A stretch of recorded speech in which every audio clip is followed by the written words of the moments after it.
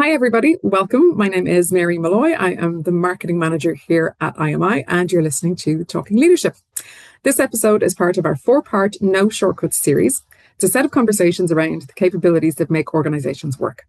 So we live in an age of instant answers, short-form content, and increasingly sophisticated technology. Leaders can access frameworks in seconds. AI tools can generate coaching questions instantly. Advice, prompts, and models are everywhere. But the capabilities that allow people and organizations to perform, adapt, and grow are rarely developed instantly. They take practice, reflection, challenge, feedback, and time. So today, we're focusing on executive coaching. What is it? What is it not? Where its power comes from and where its limits lie. Now, I'm delighted to be joined by Fabio Grassi. He is a coaching expert and associate faculty member here at IMI. He has more than 17,000 hours of experience in training and delivery and more than 1,500 hours of executive coaching experience. His work focuses on designing tailored organizational development interventions that help transform talent into business growth and measurable return on investment. He works with executives and managers to develop team performance, collaboration, and motivation. And at IMI, he directs the professional diploma in executive coaching, as well as delivering on a range of our customized programs. Fabio, you are very welcome to the podcast. Thank you so much, Mary. Great to have you here today. To start us off, I'd love to ask you, what is the biggest misconception that people have about executive coaching? So again, the best way to describe that is oftentimes when we're thinking about coaching, possibly sports come into mind. And so it's more of a practical kind of, how do I do this and how do I do that? So it becomes very a practical type of endeavor, which it's actually true in the sense that we have what we call performance coaching, that is definitely closer to what the business coaching is about. In the way we want to understand coaching more deeply, we tend to confuse it with what actually is mentoring. Right, so it's almost like we want somebody to give us the answers. What do I do here? Well, how do I manage this? How do I deal with that situation? In my view, executive coaching is much more sophisticated. Is a relationship whereby the client is the owner of everything that takes place. So the coach is just a facilitator. And facilitate the thinking through asking questions, maybe even leaving some critical pauses, or maybe kind of offer a little bit of a challenge whereby considering maybe different angle of views, different perspectives, maybe even kind of helping the client kind of see the situation from the organizational perspective, or maybe from a colleague perspective, or maybe from a totally external perspective. And by allowing the coachee to kind of see the situation in all the different aspects, it might actually enable them to resource themselves and find ways to deal with the situation that they're facing in a much more effective way. So it's quite sophisticated in many ways. It's not as simple as SS4, but the misconception is that obviously a coach comes in and is gonna fix all the problems and is gonna be that's the job of a consultant, to fixing the problem. Coaches don't fix problems. It's the difference between like giving you a solution or empowering you to find the solution yourself. Exactly. Yeah. So then if coaching is used to describe everything from feedback to mentoring, and it's used in performance conversations. So from your perspective, with all of your experience, what is executive coaching and what is it not? Okay.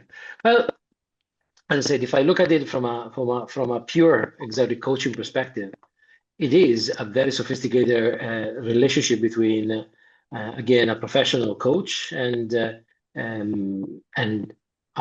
person that works in an organization. So the executive part of it is referred to the fact that we are working within organizational context. So there is a system in play, right? And so the coach has to be aware of that system, as well as help the individual becoming aware of how that system works and how what they're trying to achieve is going to be influenced by that. So in some way, what coaching is a quite sophisticated process, in the sense that fundamentally the ownership sits with the client of what the outcome is, what the decisions are made, and the process sits with the coach. So the coach kind of helps through a number of different steps, whatever the situation calls for. And it's interesting because probably the confusion comes out of the fact that sometimes, is it okay maybe to offer a little bit of a perspective, and so Hmm. that might actually be seen as an advice. So how do we offer our perspective is also a critical skill set, in the sense that oh, I would do this or I would do that. That doesn't really work. It's about, look, Hmm. my experience tells me that I have this experience, but what do you think if you were to kind of learn from this story that I'm telling you? How would that relate with what you're going through yourself? So it's a different way of presenting experience and knowledge, if you want. Hmm. It's a distinction that people might say there's a fine line between in some cases, Yeah, but exactly. that's where the coaching comes in. You know what that fine line is and how to ask and how to frame things. Yeah, and it's interesting because I think oftentimes when you build a very strong relationship with the client, it is the case that maybe there is a movement between coaching and mentoring, and sometimes there is an element of feedback, because feedback is fundamental as an aspect. There is this idea that when we don't really see ourselves, right? So if you can imagine, you won't see your face until you look at yourself in the mirror, and so the coach sometimes actually act as a mirror, and so, brings the perspective up that the client might not have been able to see before. It's such a useful skill. So then, in terms of like, if you're in a coaching session, Hmm. what makes a really great coaching session? What's apart from just like asking really good questions because that's the easy answer. What would Wow. you say is a successful coaching session? Well, a successful coaching session, I guess it's when the client really has the penny drop in and they really understand exactly what they need to do, and they bring that commitment. And I never really look at it as a single coaching session success. It's probably more of a series of coaching sessions that generate a positive outcome for the client, essentially. So I think if I were to kind of evaluate what is a successful coaching session, is where really we have created a space for the client to think through what they're going through and come up with some critical insight that help them make some critical decisions. So when you have that, I think that's a successful coaching session. But then again, because it's a process that doesn't really, it's not necessarily a one session and that's it, right? So No, oftentimes no quick fixes. it doesn't work that way. And so oftentimes there is also the idea that maybe a coaching session doesn't generate anything whatsoever. It feels almost like we have spent an hour just allowing the client to talk, and that's it. But even just that, we call it download, right? Even just that download might have generated a different level of awareness. We have Hmm. a little saying oftentimes that we are using with the new coaches that come through the program, right? And we say, the fact that the session is finished doesn't mean that the client has stopped thinking. Absolutely. So we have set in motion something, and by asking those critical questions, by creating that kind of space, we are setting that kind of thinking going, which is probably the most important part of the process. It's so valuable. So let's just say someone has had a number of coaching sessions, Mm. and every time they're getting a little bit closer to like, okay, this is great. I'm getting to where I want to be. Mhm. I came in with a goal at the start of this coaching and I wanted to get to here and I'm almost there. That can be supported by an organization and hopefully it is. But if Ah, you're totally. asking, yeah, so if you're asking a person to become, I don't know, more resilient or more adaptable, and you're coaching them and you're giving them the sounding board and the download and all of that Mhm. space, if the system around them, if they're in an organization that's dysfunctional, Mm. Hmm. how can they use the coaching or what can they learn in their coaching or what can you teach them through the coaching that can help them to navigate that? I'm not sure if I should say this, but Oh, be I think careful. well, I think there are a number of different. I mean, you can't really kind of think that every situation is the same, obviously, because every situation is different. Mm, But in my experience, what end up happening at some point, if the organization is really, very dysfunctional and there is a lot of problematics, and I think oftentimes the kind of perspective that the client start to realize is that maybe this is not the place for me. I need to go somewhere else.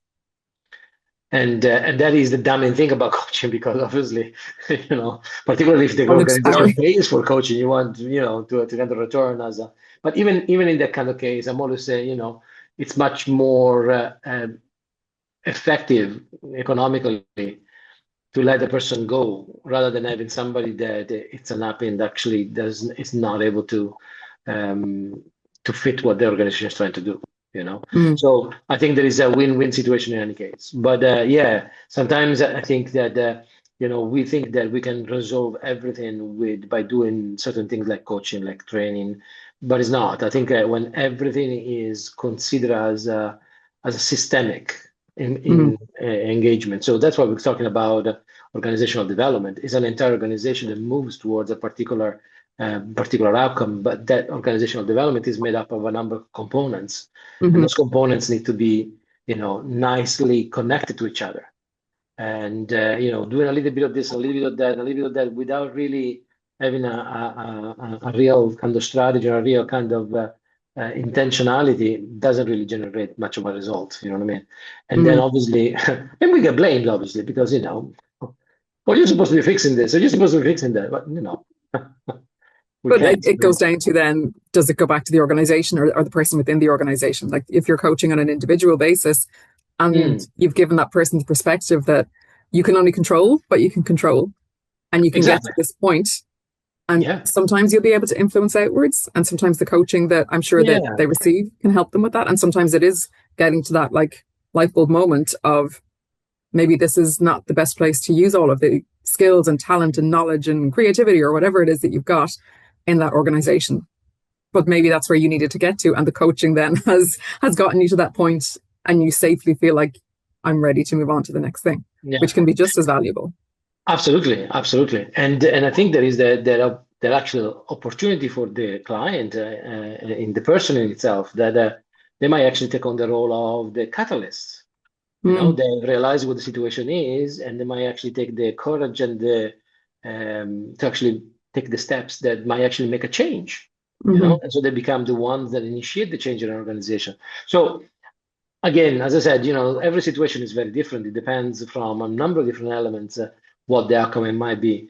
But certainly, oftentimes we are misunderstanding the fact that one particular approach to development doesn't really help an organization to change completely. There has to be a very coordinated structure, a systemic approach to the fact that multiple things need to support, whether it is the culture, whether it is the training development. They all have to be connected in some way or another. And I think this is what organizations oftentimes find it difficult, because I think, on IMI piece of research of back to 2009 discovered how much oftentimes the focus of top organizational leaders tend to be on the financial strategy, but not on the operational strategy, right? And I would say, also the developmental strategy might be actually critical in the whole process. So there is this idea that you need to really have a 360 view of what's going on in an organization to make it work. And therefore, now the coaching is going to have an impact because it fits. And not only that, I think there is a role also for what we see. The interesting thing about coaches is that because we have earned a lot of trust with our clients, we actually get to understand better some of the inner workings, the mechanisms that are underneath the surface, right? And so if I hire a coach, and obviously there's a fundamental confidential component in there, we can't really breach that confidentiality. But if you have a number of coaches that have worked with people and they actually kind of start seeing patterns arising, now we can actually bring back those patterns without compromising the confidentiality. And so now this is where an organization can take a huge advantage out of that. But not always they know how to.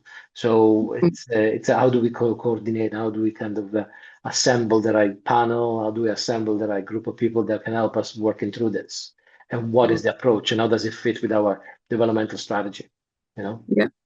I mean, on that topic of building trust, obviously that's it has to be Mm, one of the first things you learn as a coach is how to build trust. You would imagine that, yes, you've got an honest face and people mm, will talk to you and tell you all their secrets, but there are ways to make someone comfortable, especially if you're dealing with like senior leadership who have a very different set of challenges maybe than someone who's in middle management, and a different set of challenges again to someone who's at the start of their career.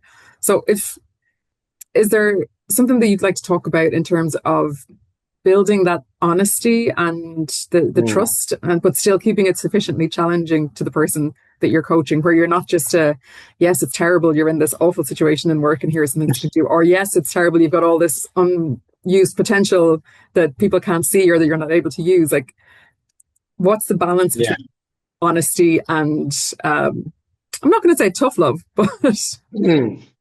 Well, I mean, the two things that I think they're going hand in hand in any case. You know what I mean? People will not take tough love unless they trust you. You know what I mean? So Mhm. I think it's fundamental to build that trust at the beginning. And I think more than trust, I would actually look at that as building a relationship. So a good quality relationship.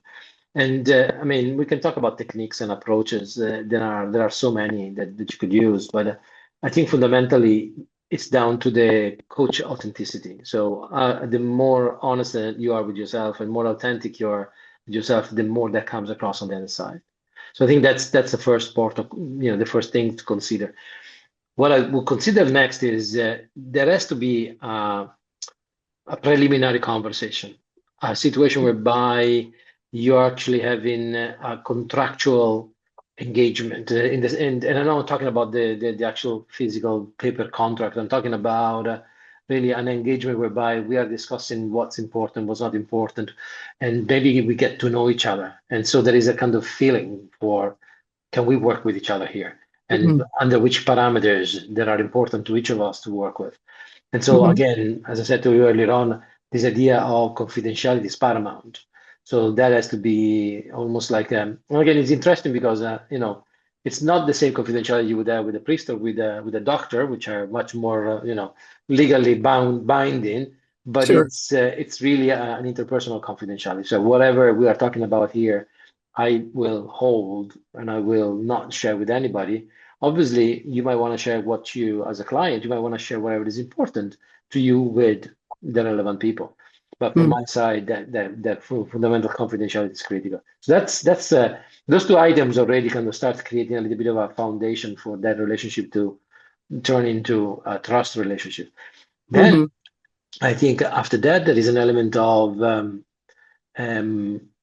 you see, it's a very interesting dynamic between coach and client, right? Because oftentimes, again, because of the misunderstanding and misinterpretation of what coaching is about, the client tend to kind of dump the problem onto the coach and expecting Okay. something to Yeah, the come back. expectation is Yeah, and so the ability to kind of hold the boundaries and not being able and not throw fall into the trap, I think is critical. And oftentimes I can see that the client wants the advice. They want, tell me what to do here. So look, I can actually tell you what I think that might be a way to go about it, but it's not going to help you. I really mm, need you to work out where you're going to. So there is a kind of really holding steady the boundary because that's where the challenge is going to happen. They need to be able to see themselves through the conversation. If they mhm. are waiting for something to come from the outside, it's not going to really have an impact. And so that trust will build as you let them become aware of themselves, or you actually put the basically we call it creating the space for them to think Mhm. of what's going on, and holding the space create the trust in itself, you know. It is. It's a much more delicate balance than I think people realize, Mm. to be able to Yes. do that and to do that well and to understand individual people and how their motivations might be different, or what it is that they're trying to get out of a coaching session or sessions in the first place. That brings me into, like, Mm. we talked about like trust, integrity, holding boundaries, and creating space for all of that. So why does becoming a capable coach require things like supervised practice or feedback or personal Mm. development? Is this something I could just say to you today, Fabio, we're going to sit and have a great chat. I'm going to listen to all of your problems and I'm going to let you talk it out until you found your solution. Where Mm. that's very simplified. Obviously, that is nowhere near what an actual executive coach would do. But why is it so important that you learn those things and to go through the supervised practice and have that feedback and work on your own personal development rather than just go, here's a list of things. If you do these 10 things, you will then be a coach.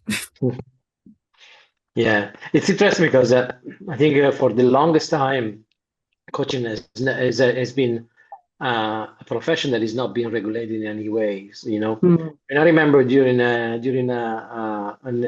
validation meeting with the academic panel to review the program, right?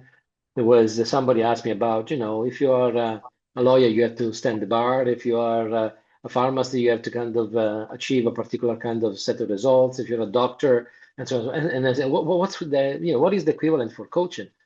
And I Mm. was kind of, you know, took me a little bit aback because in reality, anybody could say, "Oh, I'm a coach." You know, I did a course there, and I'm a coach now. And this is not enough anymore, I think, and it's getting more and more professionalized as an approach, as a profession in itself, if you want, you know.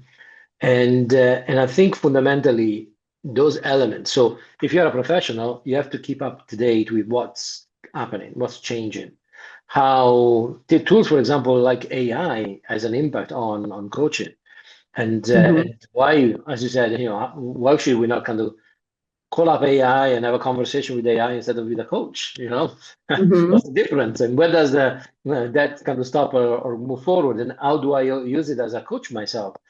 Mm-hmm. And so but not just that, there is also the element of understanding that there are different ways to engage with an individual, and people are constantly researching about these things, both from a psychological Mm-hmm. perspective, both from a technique perspective. So there is a lot of learning that is being developed, and so as a professional, you have to be up to date. Mm-hmm. If you're not up to date, it's you know, you're not going to offer the best of your capability to the client. And so that's important.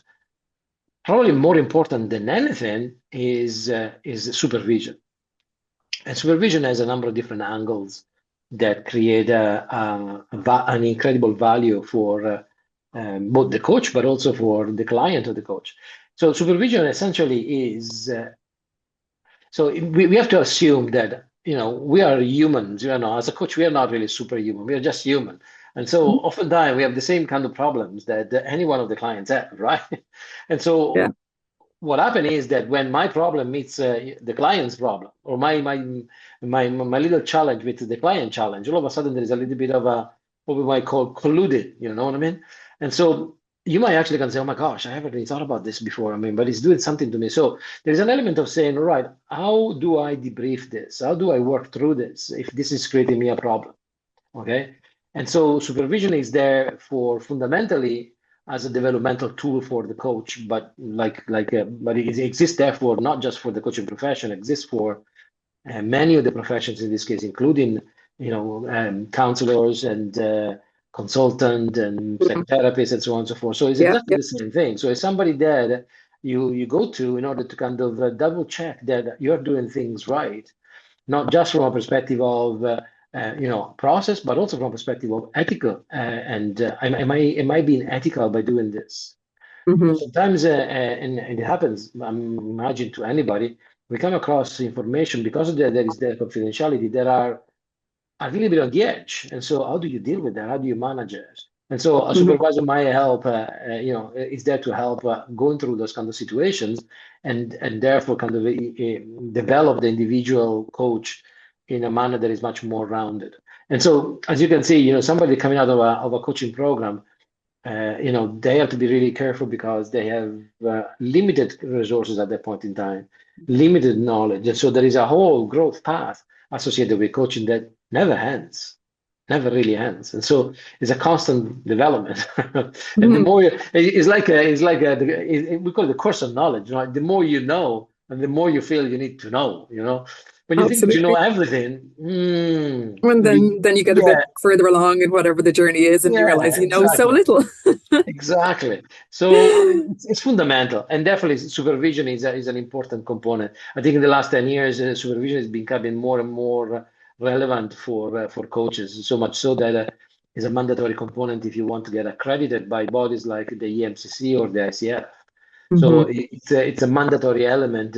And I think it's important not only for the client of the coach, but also for the more so for the coach, for Hmm. their development, but also for their mental stability, for their mental health, as well as for their ability to stick to an ethical process if you want to, you know. Absolutely. It's so interesting that that's become such a big part because as And if I may add, there is something else that I think we are maybe not using supervision as we could be. Because if you think about what I was telling to you earlier on, right? So you're an organization and you're doing a developmental initiative if you want to, and you have a group of a coaching panel that is coaching your employees and everything else. That knowledge that emerges from all the coaches needs to be gathered in some way in a manner that is respecting the confidentiality. And who better than a supervisor to be a collector of great all that point. information? That create a filter, so that create the barrier between the clients and the organization, but then it brings back to the organization valuable information that allow them to make different decisions, you know, Hmm. particularly when those kind of patterns of events seems to be kind of pervasive in an organization. Hmm. You No, know? that makes absolute sense to me, and I'm sure it will to everybody who's listening as well. I have another question around kind of assumptions with coaching. So people might Hmm. assume that, or coaching assumes that people can develop their own insights and their own solutions. You're giving them the Hmm. place to find that, right? But are there situations where maybe for whatever reason that assumption is misplaced, where what someone does actually need is advice, or they do actually Hmm. need direct instruction or a direct challenge? Is there Hmm. is there a point where it's like, okay, maybe coaching isn't the right response here? Yes, there is. And it's interesting because maybe if I may use an example from my experience, I think for oftentimes um, maybe what we're trying to do, and again, to me, what this is happen often, right? We were looking at coaching as a way to fix somebody's broken, but in reality, nobody's broken. And so when we're trying to use coaching as a fix for performance, for example, that's Mhm. not the right way to use coaching in the sense that we can help an individual develop their performance to become better, but not as a performance management tool when somebody is actually not really engaged with the whole process. That's a performance management issue that a Mhm. manager should be able to address, right? Mhm. Other situation might be maybe readiness and maturity. So I think everybody uh, can be coached, right? However, there are situations whereby, for example, one thing that I notice is that the newest generation of graduates are more inclined to wanting to know what to do. So they're looking more for what do I do here? What do I do there? And so moving them into a place whereby they realize actually, you can actually decide what's the best thing course of action for you. What do you Mhm. actually really want? So being able to coach them, Mhm. it's a bit more challenging because it requires a little bit of a jujitsu, if you want, So they have to become ready to take on the fact that yes, you can think for yourself. You don't have to listen to somebody, or you don't have to look for somebody's perspective to make a decision about your life or about your career or whatever it may be. You can do it yourself, but you have to maybe ask you a few questions to yourself before you can do that. So It's as much that's with you got to trust your coach, but you also have to trust yourself. exactly, yeah, And I think exactly, the younger generation, that is always, I think that's always been the way. yeah, Not every young person yes. comes out going, I know everything. Some come out and go, I know very little. That's why we need help. And that's okay. And so then you can ask the question about, okay, so let's understand a little bit about, where you're coming from, what is important to you, and so you can do the coaching process at the point in time. But they have to be ready to accept that rather than coming in and, oh no, I want you to tell me exactly what Mm, step one, step two, step three, step four, which is something that oftentimes, is asked of them when they go to university, for example. They've mm, been asked to do certain things a particular way, and so the teacher becomes the go-to person to say, so what do you want me to say here? What do you want me to do? So it becomes much more prescriptive, if you want, mm, right? So they're used to that, and so when they're coming into the workplace, they might actually have that kind of challenge. Now, as a generalization, I'm making in here because I sure. found also there are some incredible, young people that come out and you say, wow, are you sure you want me to coach you? Because I mean, it seems you Yes. really have everything You're they about need. 20 years ahead of I was when I was Yeah, your age. exactly, exactly. Yeah. So kind of just, I'll touch briefly on that. Mm, As part of the new generation who are coming up, mm, all they're hearing is AI. And all we're hearing yes. is AI the whole way across Mm, the board, across, we're going to have 5 generations working together. It was mm. a fact that came up in one of our other events recently. So everyone is using things differently. Everyone's using AI differently. Do you see AI helping with coaching? And where should we be cautious? It's very easy to type in a question and get an answer, but it's not an actual real person with, Yeah, 17,000 hours of experience at something. yeah. So, I mean, I think there is that. I think we can put this in this way. But this is my own personal opinion on this. I've been had the same challenges with the concept of AI, right? So whatever kind of tool you're using is a tool that can process and sift through, humongous amount of information, and based on those information, turn up with a conclusion if you want to, right? Mhm. Which is great. Okay, it might be actually a good, assessment of what the situation might be and what you need to do and how you need to do it. I don't doubt uh, the quality of what comes out, even though there are questions around that too.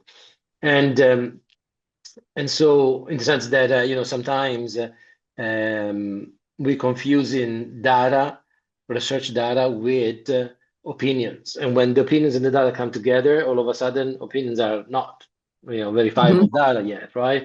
And so they may become true just because there is a lot of opinion around it.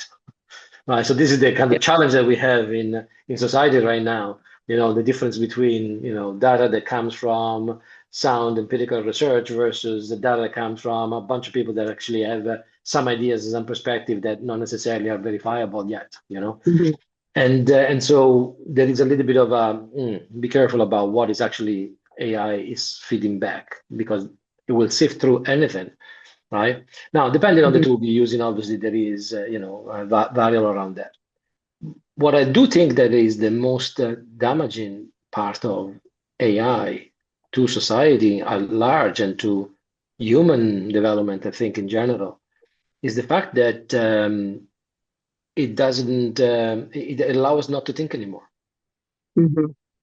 So I don't have to think through. I don't have to go and research. I don't have to go and read. I don't have to do this. Yes, it's fast. It's great. It's wonderful, but it doesn't allow me to. Doesn't give me the opportunity to think through things, and No, it's just that's like allow me. back to the original point about coaching is like you're not there Yeah, to give someone the answers.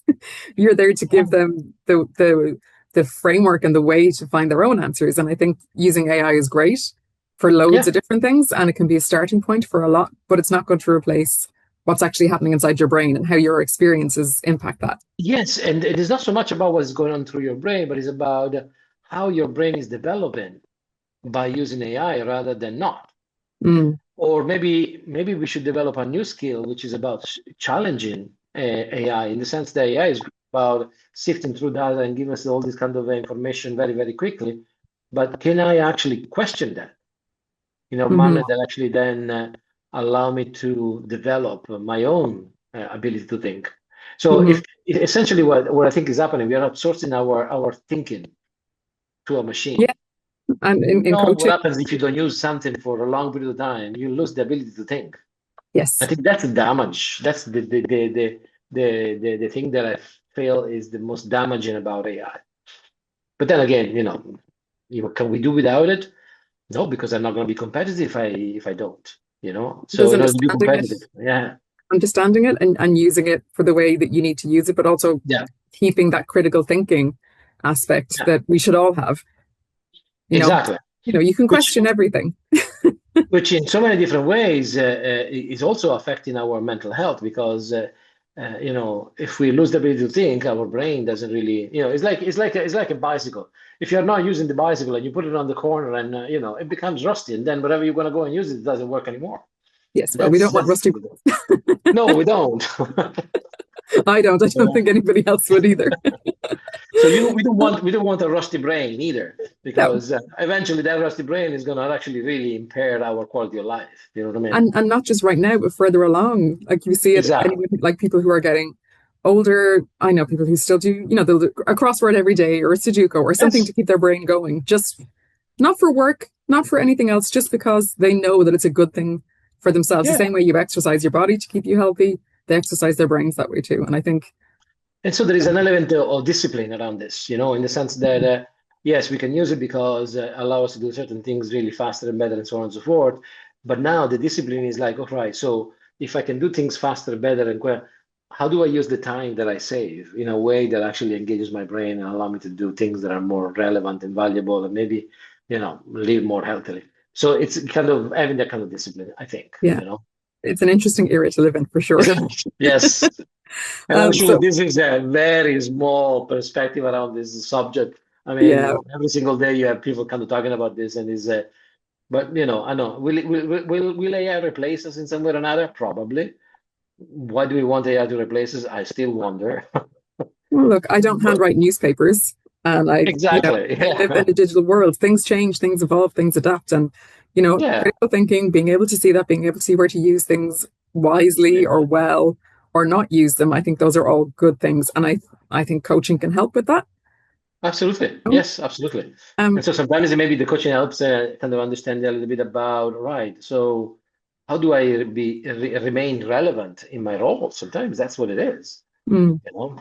mhm. So I'm just conscious of time. So as we're Yes. coming towards the end, I wanted to ask you, what do people most need to unlearn about executive Hmm. coaching? What do they most need to learn? Mm, That's an interesting question because I think it's about it's what I think what we were talking about earlier on, um, and not seeing coaching as a tool to fix something, mm, but more as an opportunity, a space whereby we can think more broadly or more intimately about what's important to us. So I think that they need to stop thinking about coaching as a fixing tool. mm. It doesn't fix anything, but it does create a sense of space and a sense of resourcefulness that I think Okay, is much more important. amazing. And then Mhm. to finally, we'll end on a Yeah, positive note. We like to do that. yeah. What gives you optimism for the future of executive coaching? Oh, well, give me a. Well, you know what? As I said earlier on, I think there is a constant development of what coaching is about. What does it do? And one thing that at the moment that I actually experienced not too long ago at the latest AMCC conference in Zagreb was the fact that within the first couple of days, I got to meet 8 to 10 people that were doing coaching and connected with art, which is something that Oh, is really close to my own art, right? And so you've been thinking about, okay, so coaching has the ability to almost kind of regenerate itself on a consistent basis okay. because of the kind of approach that we take to things. Is like we always question what else would it be there that might be useful? What else might it be there that might generate a new way of thinking? And so Mm, this idea of which actually is not new at all, because I mean, if you think about Carl Jung was talking about active imagination, over 100 years ago. So it's mm. not something completely new, but it's something that now is start to enter the space of business, if you want to put it that way, which makes it like, oh, okay, art has a value, absolutely does have a value, and if you can actually imagine and envision things, in a way that actually bring us together, that would be powerful to me. So yeah, I'm positive because I think there is space. Coaching creates space for that human brain to actually still be active. You know. I love that. I love that. I think that's a lovely point to end on, Fabio. Thank you so, so much for joining us today. That's such an interesting conversation. Some of the things that stood out to me are, coaching is not just about asking better questions. There's discipline, there's ethics. It's a highly skilled practice. It depends on trust, challenge, holding boundaries, self awareness, judgment. There's so much to it. It's not Yeah, just asking questions and listening. Most indeed. importantly, I think it reminds us that meaningful development doesn't happen through shortcuts. It happens through sustained reflection, honest conversation, feedback, and practice. So if this conversation has prompted you to think a little bit differently about your own coaching practice or about how coaching is developed in your organization, we'd love to hear from you. So chat away to us on all of our socials or on email. If you would like further insights or information on IMI's professional development programs and our transformational diplomas, you can head over to imi.ie. You'll find everything you need there. We also, if you want to get in touch with any of our program advisors, you can do that. It's programadvisors@imi.ie. You can learn more about the professional diploma in executive coaching that Fabio facilitates on, and any of our other programs as well. We can also talk you through any supports that are there for you and your team if you're interested in those. So I'd just like to say thank you for listening to IMI's Talking Leadership podcast. We'll be back soon with another conversation from our No Shortcuts series, exploring the capabilities that make organizations work.